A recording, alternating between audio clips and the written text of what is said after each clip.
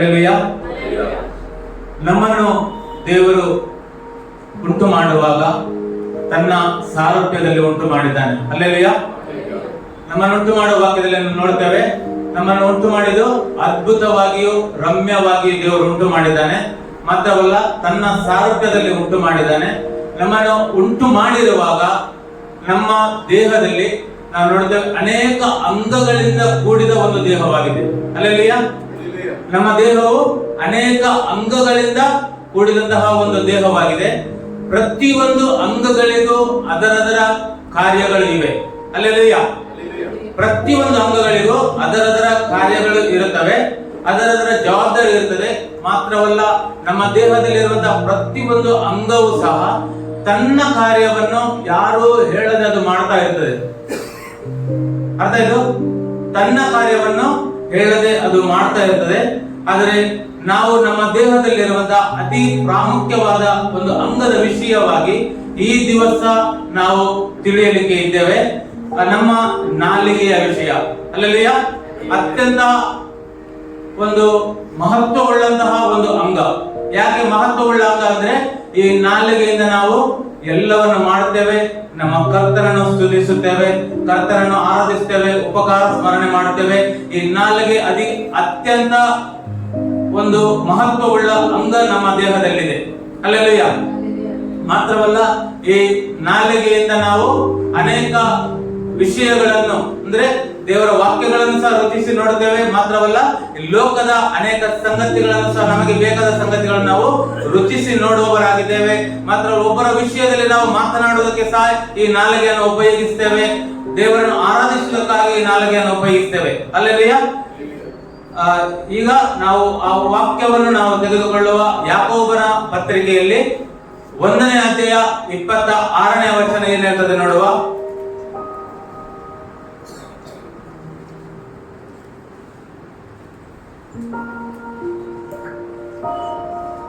ಯಾಕೋಬ 1:26ನೇ ವಚನ, ಸದ್ಭಕ್ತನೆಂದು ಎನಿಸಿಕೊಳ್ಳುವ ಯಾವನಾದರೂ ತನ್ನ ನಾಲಿಗೆಗೆ ಕಡಿವಾಣವನ್ನು ಹಾಕದೆ ತನ್ನ ಹೃದಯವನ್ನು ಮೋಸಗೊಳಿಸುವನಾದರೆ ಅವನ ಭಕ್ತಿ ನಿಷ್ಪ್ರಯೋಜನವಾಗಿದೆ. ಹಲ್ಲೆಲೂಯಾ. ಸದ್ಭಕ್ತನೆನಿಸಿಕೊಳ್ಳುವ ಯಾವನಾದರೂ, ನಾನು ಭಕ್ತನು, ನಾನು ಕರ್ತನನ್ನು ಆರಾಧಿಸುವವನು, ನಾನು ಈ ಲೋಕದವನಲ್ಲ, ನಾನು ದೇವರನ್ನು ತಿಳಿದವನು, ನಾನು ಆರಾಧಿಸುವಂತ ವ್ಯಕ್ತಿ, ನಾನು ಒಬ್ಬ ವಿಶ್ವಾಸಿ, ನಾನು ಇಂಥವನೇ ಎಂಬುದನ್ನು ನಾವು ತಿಳಿದುಕೊಂಡವರಾಗಿದ್ದೇವೆ. ಹಲ್ಲೆಲೂಯಾ. ಸದ್ಭಕ್ತನೆನಿಸಿಕೊಳ್ಳುವ ಯಾವನಾದರೂ ತನ್ನ ನಾಲಿಗೆಗೆ ಕಡಿವಾಣವನ್ನು ಹಾಕದಿದ್ದರೆ ಏನ್ ಮಾಡ್ತಾನೆ? ಏನ್ ಮಾಡ್ತಾನೆ? ವಾಕ್ಯದಲ್ಲಿ ತನ್ನ ಹೃದಯವನ್ನು ಮೋಸಗೊಳಿಸುವವನಾಗಿದ್ದಾನೆ. ಮೊದಲನೆಯದಾಗಿ ಹಲ್ಲೆಲೂಯಾ. ತನ್ನ ಹೃದಯವನ್ನು ಮೋಸಗೊಳಿಸುವವನ ನನ್ನ ಯೇಸು ಕ್ರಿಸ್ತನು ಹೇಳ್ತಾನೆ, ಆತನು ನಮ್ಮ ಹೃದಯದಲ್ಲಿ ವಾಸ ಮಾಡುವ ದೇವರಾಗಿದ್ದಾನೆ. ನನ್ನ ಯೇಸು ಕ್ರಿಸ್ತನು ನಮ್ಮ ಹೃದಯದಲ್ಲಿ, ತಂದೆ, ಮಗ, ಪರಿಶುದ್ಧಾತ್ಮನು ನಮ್ಮ ಹೃದಯದಲ್ಲಿ ವಾಸ ಮಾಡುವಾಗ, ಒಂದು ವೇಳೆ ನನ್ನ ನಾಲಿಗೆಗೆ ನಾನು ಕಡಿವಾಣ ಹಾಕದೆ ನನ್ನ ಹೃದಯವನ್ನೇ ಮೋಸಗೊಳಿಸುವುದಾದರೆ, ನಾನು ತಂದೆ, ಮಗ, ಪರಿಶುದ್ಧಾತ್ಮನನ್ನು ಮತ್ತು ನನ್ನನ್ನು ಎಲ್ಲರನ್ನು ನಾನು ಮೋಸಗೊಳಿಸುವವನಾಗಿದ್ದೇನೆ. ಹಲ್ಲೆಲೂಯಾ. ಮಾತ್ರವಲ್ಲ, ಅದರ ನಮ್ಮ ಮಾಡುವಂತಹ ಈ ಭಕ್ತಿಯೋದು ನಿಷ್ಪ್ರಯೋಜನವಾಗಿದೆ ಎಂಬುದಾಗಿ ನಾವು ನೋಡುತ್ತೇವೆ. ನಾವು ಇಲ್ಲಿ ನೋಡುತ್ತೇನೆ ವಾಕ್ಯದಲ್ಲಿ, ನಾನು ನೀತಿವಂತನು ಅಥವಾ ವಾಕ್ಯಾನುಸಾರವಾಗಿ ನಡೆಯುವವನು ಎಂದು ಹೇಳುವ ಸದ್ಭಕ್ತನೆನಿಸಿಕೊಳ್ಳುವ ಯಾರೇ ಆಗಲಿ, ಒಂದು ಪ್ರತಿಯೊಂದು ಕಡೆ ನಮ್ಮ ನಾಲಿಗೆಯನ್ನು ನಾವು ನಿಯಂತ್ರಣದಲ್ಲಿ ಇಟ್ಟುಕೊಳ್ಳಬೇಕೆಂಬುದಾಗಿ ಈ ವಾಕ್ಯವು ನಮಗೆ ಹೇಳುವಂತದ್ದಾಗಿದೆ. ಹಲ್ಲೆಲೂಯಾ. ಇದಕ್ಕೋಸ್ಕರ ನಮ್ಮ ನಾಲಿಗೆಯನ್ನು ಒಂದು ವೇಳೆ ನಾವು ಕಡಿವಾಣವನ್ನು ಹಾಕದಿದ್ದರೆ ಆಡುವಂತಹ ಪ್ರತಿ ಒಂದೊಂದು ಮಾತಿಗೂ ಆ ದಿನ ಲೆಕ್ಕವನ್ನು ಒಪ್ಪಿಸಲಿಕ್ಕಿದೆ. ಹಲ್ಲೆಲೂಯಾ. ಉದಾಹರಣೆಗೆ ನಾವು ಯೇಸು ಕ್ರಿಸ್ತನನ್ನೇ ಉದಾಹರಣೆಗಾಗಿ ನಾವು ತೆಗೆದುಕೊಳ್ಳಬಹುದು. ಯೇಸು ಕ್ರಿಸ್ತನು ಈ ಲೋಕದಲ್ಲಿ ಬರುವುದಕ್ಕಿಂತ ಮೊದಲು ಯೇಸು ಕ್ರಿಸ್ತನ ವಿಷಯವಾಗಿ ಹೇಳಿದಂತಹ ಪ್ರವಾದನೆಯ ವಾಕ್ಯವನ್ನು ನಾವು ತೆಗೆದುಕೊಳ್ಳುವುದಾದರೆ, ಯೆಶಾಯನ ಬರೆದ ಪ್ರಕಟಣೆಯಲ್ಲಿ 53ನೇ ಅಧ್ಯಾಯ 7ನೇ ವಚನ ಹೀಗೆ ಹೇಳ್ತದೆ, ಆತನು ಬಾಯಿಯನ್ನು ತೆರೆಯಲಿಲ್ಲ. ಆತನು ವಧ್ಯ ಸ್ಥಾನಕ್ಕೆ ಒಯ್ಯಲ್ಪಡುವಂತ ಕುರಿಯಂತಿದ್ದನು, ಆತನು ಬಾಯಿಯನ್ನು ತೆರೆಯಲಿಲ್ಲ. ಯಾವ ಸಮಯದಲ್ಲಿ ಆತನ ಮೇಲೆ ಅಪವಾದಗಳನ್ನು, ಸುಳ್ಳು ಆರೋಪಗಳನ್ನು ಆತನ ಮೇಲೆ ಹೊರಿಸಿದರು. ಆತನಿಗೆ ಹೊಡೆದರು, ಬಡಿದರು, ನಿಂದೆಯನ್ನು ಮಾಡಿದರು, ಸುಳ್ಳು ಆರೋಪಗಳನ್ನು ಆತನ ಮೇಲೆ ಹೊರಿಸಿದರು. ಆದರೂ ಆತನು ಏನು ಹೇಳಿಲ್ಲ, ಈ ಕಾರ್ಯವನ್ನು ತನ್ನನ್ನು ಸಮರ್ಥಿಸಿಕೊಳ್ಳಿಲ್ಲ. ಆತನು ನಾನು ಇದನ್ನು ಮಾಡಲಿಲ್ಲ, ನಾನು ಹೀಗೆಲ್ಲ, ನಾನು ಹೀಗೆ ಎಂಬುದಾಗಿ ಒಂದು ಸಮರ್ಥನೆಯ ಮಾತು ಸಹ ಆತನು ಹೇಳಲಿಲ್ಲ. ಅಲ್ಲೆಲ್ಲಯ್ಯ, ಆತನು ಯಾವುದೇ ವಿಷಯದಲ್ಲಿ ಬಾಯನ್ನೇ ತೆರೆಯದೆ ಆತನು ಮೌನಿಯಾಗಿ ತನ್ನನ್ನು ತಾನು ತಗ್ಗಿಸಿಕೊಂಡನು. ಯಾಕಂದ್ರೆ ಈ ದಿವಸ ನಮ್ಮ ನಾಲಿಗೆಗೆ ಕಡಿವಾಣ ಹಾಕಬೇಕೆಂಬುದಾಗಿ ಈ ವಾಕ್ಯವು ನಮಗೆ ಹೇಳುವಂತದ್ದಾಗಿದೆ. ಈ ವಾಕ್ಯ ನಮ್ಮ ನಾಲಿಗೆಗೆ ನಾವು ಕಡಿವಾಣ ಹಾಕದಿದ್ದರೆ ನಾವು ನೋಡ್ತೇವೆ ವಾಕ್ಯದಲ್ಲಿ, ನಾವು ನಮ್ಮನ್ನು ಮೋಸಪಡಿಸ್ತೇವೆ, ನನ್ನ ತಂದೆಯನ್ನು ಮೋಸ ಮಾಡ್ತೇವೆ, ನನ್ನ ಯೇಸು ಕ್ರಿಸ್ತನನ್ನು ಮೋಸ ಮಾಡ್ತೇನೆ, ಪರಿಶುದ್ಧ ಆತ್ಮನನ್ನು ಮೋಸ ಮಾಡುವವನಾಗಿದ್ದೇನೆ. ಅಲ್ಲೆಲ್ಲೂಯಾ. ಇದಕ್ಕಾಗಿ ಪ್ರಿಯರೇ, ನಾವು ವಾಕ್ಯದಲ್ಲಿ ನೋಡುತ್ತೇವೆ, ನಾನು ಸದ್ಭಕ್ತನು ಎಂಬುದಾಗಿ ನಾನು ಹೇಳುವ ಆತನು ಒಂದು ವೇಳೆ ನಾಲಿಗೆಯನ್ನು ಕಡಿವಾಣ ಹಾಕದಿದ್ದರೆ ನನ್ನನ್ನು, ನನ್ನ ಹೃದಯವನ್ನು ನಾನು ಮೋಸ ಮಾಡುವವನಾಗಿರುತ್ತೇನೆ. ಎರಡನೆಯ ವಿಷಯದಲ್ಲಿ ನಾವು ನೋಡುವುದಾದರೆ, ನಮ್ಮ ಜೀವನದಲ್ಲಿ ನಾವಾಗಲೇ ಎಕ್ಸೋಡೇಷನ್ ವಾಕ್ಯದಲ್ಲಿ ನೋಡುತ್ತೇವೆ, ಬರಗಾಲ ಅಥವಾ ಬೇರೆ ಆಶೀರ್ವಾದ ಇಲ್ಲದ ಸ್ಥಿತಿಯಲ್ಲಿ ಇದ್ದೇವೆ ಎಂಬುದನ್ನು ಸಹೋದರ ಹೇಳಿದನ್ನು ನಾವು ನೋಡುತ್ತೇವೆ. ಅದೇ ರೀತಿಯಲ್ಲಿ ನನ್ನ ಜೀವನದಲ್ಲಿ ಸುಖ ಸಂತೋಷ ಪಟ್ಟು ಸುದಿನಗಳನ್ನು ಎದುರು ನೋಡುವವನಾಗಿದ್ದರೆ ಆತನು ತನ್ನ ನಾಲಿಗೆಯನ್ನು ಕೆಟ್ಟದ್ದನ್ನು ನುಡಿಯದಂತೆ ತನ್ನ ನಾಲಿಗೆಯನ್ನು ಬಿಳಿಗಿಯಾಗಿ ಹಿಡಿಯಲಿ ಎಂಬುದಾಗಿ 1 ಪೇತ್ರ 3:10 ಜೀವದಲ್ಲಿ ಸಂತೋಷ ಪಟ್ಟು ಸುದಿನಗಳನ್ನು ನೋಡುವುದಕ್ಕೆ ಇಷ್ಟವುಳ್ಳವನು ಕೆಟ್ಟದ್ದನ್ನು ನುಡಿಯದಂತೆ ತನ್ನ ನಾಲಿಗೆಯನ್ನು ವಂಚನೆಯ ಮಾತುಗಳನ್ನಾಡದಂತೆ ತುಟಿಗಳನ್ನು ಬಿಗಿಯಾಗಿ ಹಿಡಿಯಲಿ. ಅಲ್ಲೆಲ್ಲಯ್ಯ, ಇದು ಕೆಟ್ಟದ್ದು ಎಂಬುದಾಗಿ ಹೇಳುವಾಗ ಬೇರೆ ಬೇರೆ ಸಂಗತಿಗಳಿವೆ.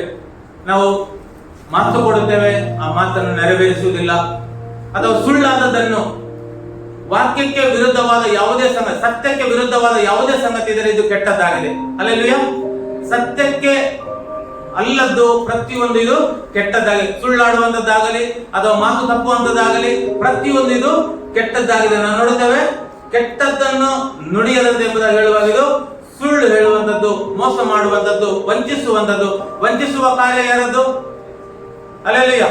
ವಂಚಿಸುವ ಕಾರ್ಯ ನಮ್ಮ ವೈರಿಯದ್ದಾಗಿದೆ, ನಮ್ಮದಲ್ಲ. ನಾವು ಸದ್ಭಕ್ತನೆನಿಸಿಕೊಳ್ಳುವರು. ನಾವು ನಮ್ಮನ್ನು ಮೋಸ ಮಾಡುವವರಲ್ಲ, ನಾವು ವಂಚಿಸುವವರಾಗಿರಬಾರದು. ಕೊಟ್ಟ ಮಾತಿಗೆ ನಾವು ತಪ್ಪಬಾರದು. ನಾವು ಏನು ಮಾಡುತ್ತೇವೆ ಎಂಬುದನ್ನು ನಮಗೆ ತಿಳಿದಿರಬೇಕು. ನಾನು ಏನು ಮಾತನಾಡುತ್ತೇನೆ, ನಾನು ಆಡುವಂತ ಪ್ರತಿಯೊಂದು ಮಾತಿನ ವಿಷಯದಲ್ಲಿ ನನಗೆ ಅದರ ಅರಿವಿರಬೇಕು. ನಾನು ಇದನ್ನೇ ಮಾಡುತ್ತೇನೆ, ಆ ಮಾತು ನನ್ನ ಬಾಯಿಂದ ಹೊರಟ ಮೇಲೆ ಆ ಮಾತಿಗೆ ಬದ್ಧನಾಗಿ ನಾನು ನಿಲ್ಲುವವರಾಗಿರಬೇಕು. ಅಲ್ಲೆಲ್ಲೂಯಾ. ನಾವು ಸುಮ್ಮನೆ ಯಾವುದೇ ಒಂದು ವಿಷಯಗಳಿಗೋಸ್ಕರ ಯಾರೊಬ್ಬರು ಏನು ಹೇಳಿದರೂ ನಾವು ಅದಕ್ಕೆ ಸಡನ್ ಆಗಿ ಪ್ರತ್ಯುತ್ತರ ಕೊಡುವಂತದ್ದು ಇದು ನಮ್ಮ ನಡತೆ ಆಗಿರಬಾರದು ಎಂಬುದಾಗಿ ನಮ್ಮ ವಚನ ಹೇಳುವಂತದ್ದಾಗಿದೆ. ನಾವು ಯೇಸು ಕ್ರಿಸ್ತನನ್ನೇ ಮಾದರಿ, ಯೇಸು ಕ್ರಿಸ್ತನು ಯಾಕೆ ಈ ಲೋಕದಲ್ಲಿ ಮಾದರಿಯಾಗಿ ಜೀವಿಸಿದನೆಂಬುದಾಗಿ ಹೇಳುವಾಗ ನಾವು ಅದೇ ಪ್ರಕಾರ ಜೀವಿಸಬೇಕೆಂಬುದೇ ಅದು ಮಾದರಿಯಾಗಿದೆ. ಅಲ್ಲೆಲ್ಲೂಯಾ.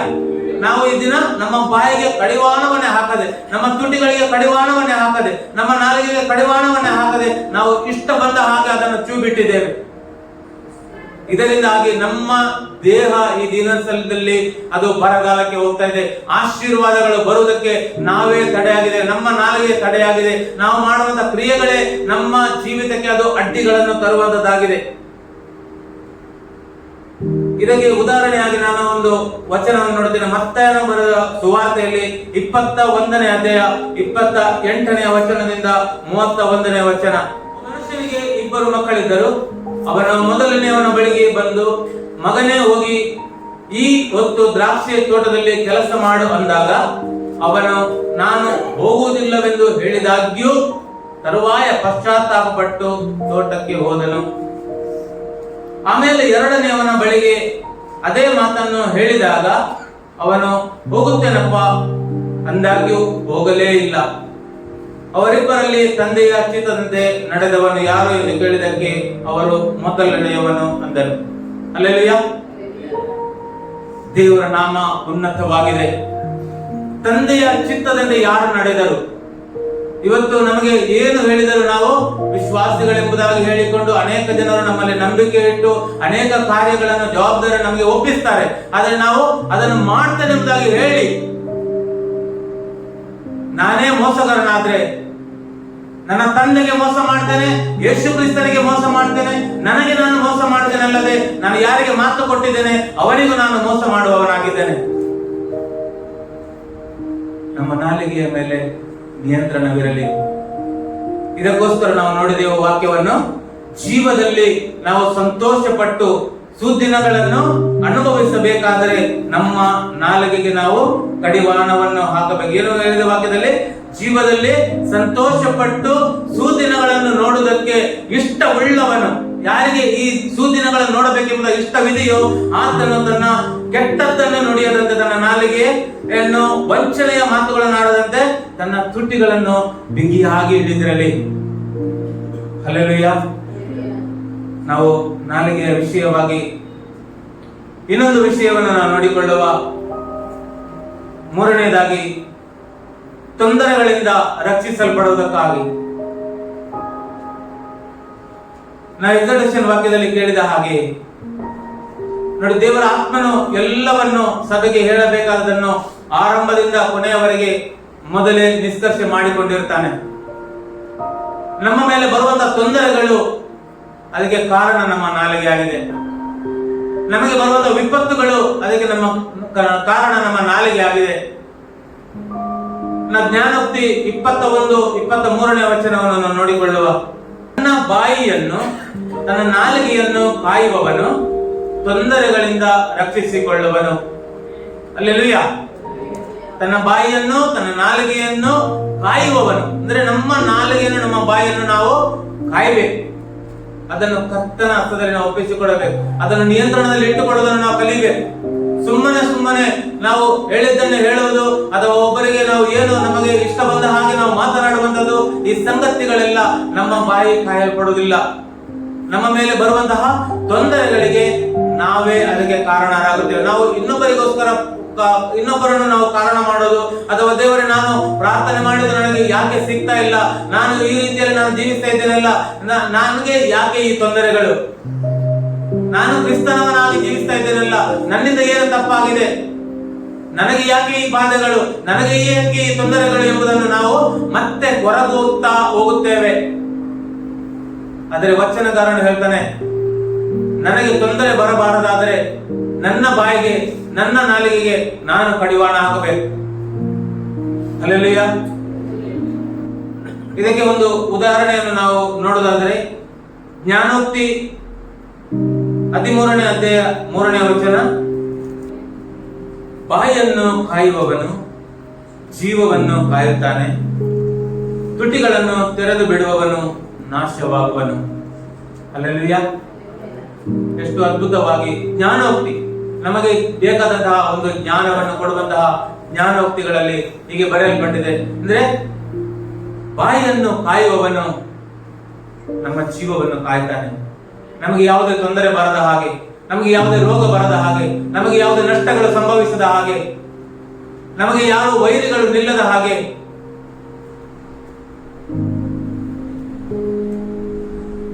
ನಮ್ಮ ಬಾಯಿ ನೆಟ್ಟಗಿದ್ದರೆ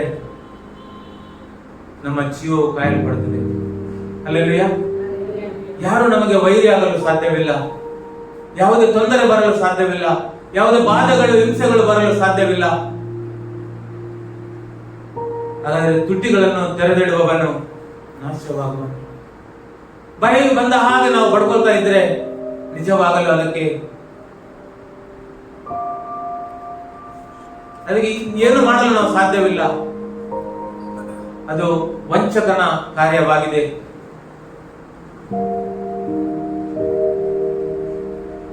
ಇನ್ನೊಂದು ವಚನವನ್ನು ನಾವು ನೋಡಿಕೊಳ್ಳುವ. ಜ್ಞಾನೋಕ್ತಿ 18ನೇ ಅಧ್ಯಾಯ 20ನೇ ವಚನ, ಮನುಷ್ಯನು ತನ್ನ ಬಾಯ ಬೆಳೆಯನ್ನು ಹೊಟ್ಟೆ ತುಂಬ ಉಣ್ಣುವನು, ತನ್ನ ತುಟಿಗಳ ಫಲವನ್ನು ಸಾಕಾದಷ್ಟು ತಿನ್ನುವನು. ಹಲ್ಲೆಲೂಯಾ.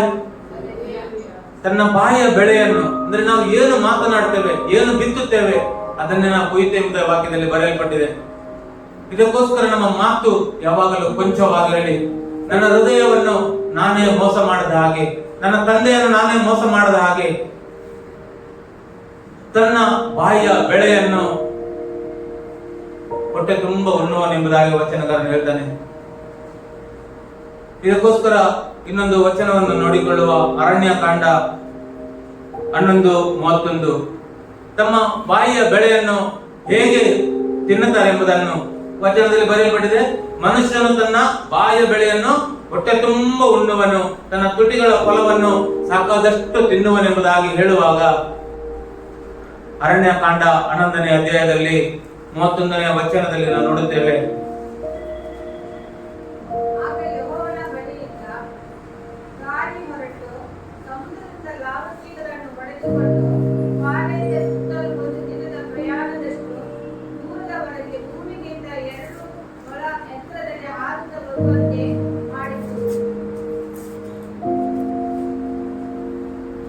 ನಾನು 32ನೇ ವಚನ ಓದಲು ಬಯಸ್ತೇನೆ.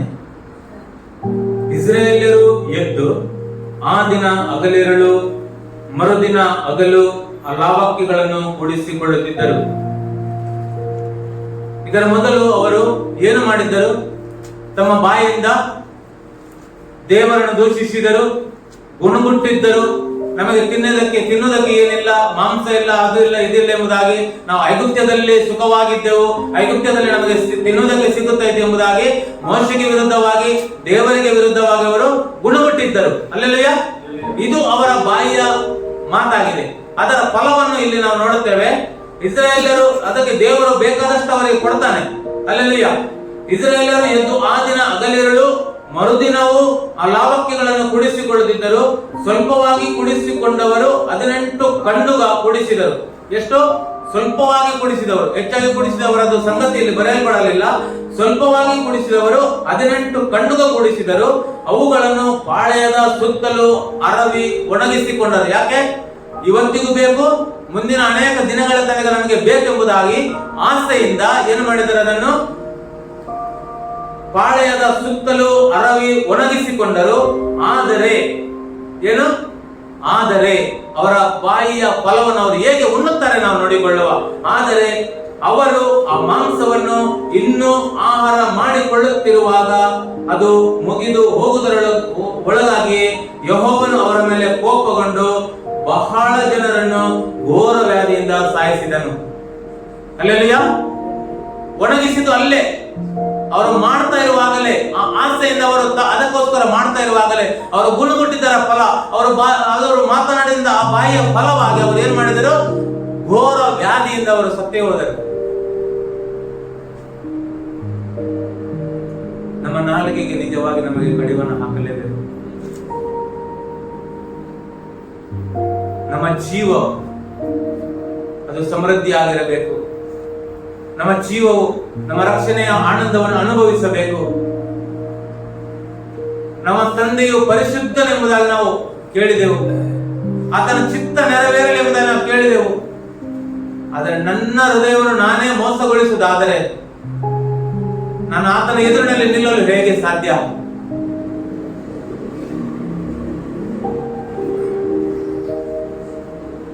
ನಾವು ಇನ್ನೊಂದು ಪಾಯಿಂಟ್ ಅನ್ನು ನಾವು ನೋಡಿಕೊಳ್ಳುವ. ನಮಗೆ ದೀರ್ಘಾಯಸ್ಸು ಬೇಕು. ಯಾವುದೇ ವ್ಯಾಧಿ ಬಾಧೆ ಇಲ್ಲದೆ ನಾವು ಬಹುಕಾಲ ಬಾಳಬೇಕು. ಕೀರ್ತನೆ 34:12ನೇ ವಚನ.